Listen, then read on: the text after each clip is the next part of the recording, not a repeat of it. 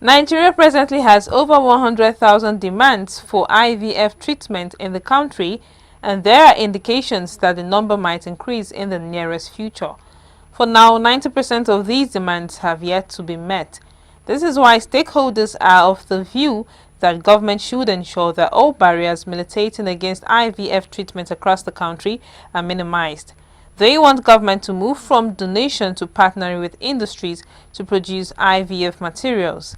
It's a very import-dependent discipline, being high-tech medicine. The first collaborative effort I want between government and the private industrial sector, if you like, is to look at what materials are needed for this high-tech medicine. They are not the most sophisticated. They are not things that cannot be made in Nigeria. I give you my assurance about that. There needs to be a stimulus to get it going. Today in Nigeria, as I said before, there are about 45 or more IVF centers, of which only 5 or 6 are in government hospitals. All the rest are in private hospitals. And IVF in private hospitals is far, far, far more expensive than IVF in government hospitals. The stakeholders noted that the provision of in vitro fertilization services in the National Hospital has reduced the burden of infertility in the country through its subsidized costs.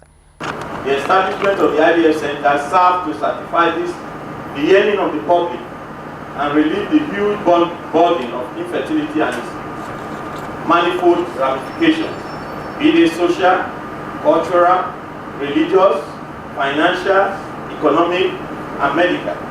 The Permanent Secretary of the Ministry of Health, Binta Bello, used the occasion to recommission the IVF Center in the hospital.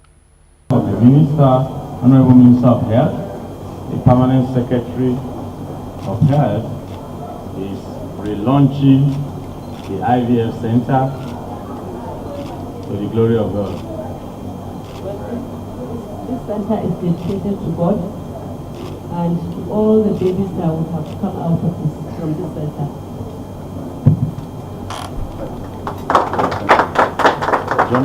At the end, stakeholders expressed hope for a better outcome in the delivery of health care in this area of medicine. Chinomso Amadi, PTV News, Abuja.